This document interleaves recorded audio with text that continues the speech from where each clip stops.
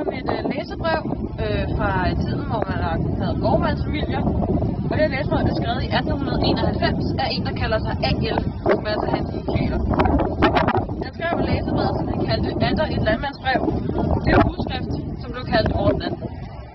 I brevet fortæller han om sine egne erfaringer med sine børn, om hvordan han og hans kone er uenige om, hvad deres yngste barn og eneste søn skal lave med sit liv. A.L. vil gerne have ham til at gå i skole, og derefter vil gerne til at gå i lokalskole, og så overtage gården en dag. Mens moren vil have, at han skal til København for at læse. I forhold til selve perioden og den typiske gårdmandsfamilie, er denne familie ikke meget anderledes.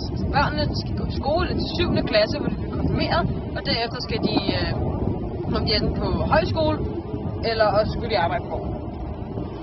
A.L. vil gerne have, at hans døtre skal ud og se verden, enten på højskole, eller måske ud og tjene hos andre, hos andre gode familier. Eneste grund til, at han ikke vil have, at hans søn skal skal til København, er fordi han ikke vil have, at han får købstadsnykker. Og fordi han er bange for, at sønnen så ikke vil tilbage, og hvem skal så overtage gården? Og det var ikke noget, piger kunne gøre. Brevet er af førstehåndskilde, da A.L. fortæller direkte om sine egne erfaringer og sine egne tanker. Der er altså ikke en anden, der fortæller om A.L.'s tanker og erfaringer, det er ham selv. Han fortæller om sin egen familie og deres dilemma. Og A.L.'s kone mener, at de har penge nok til at sende sønnen til København.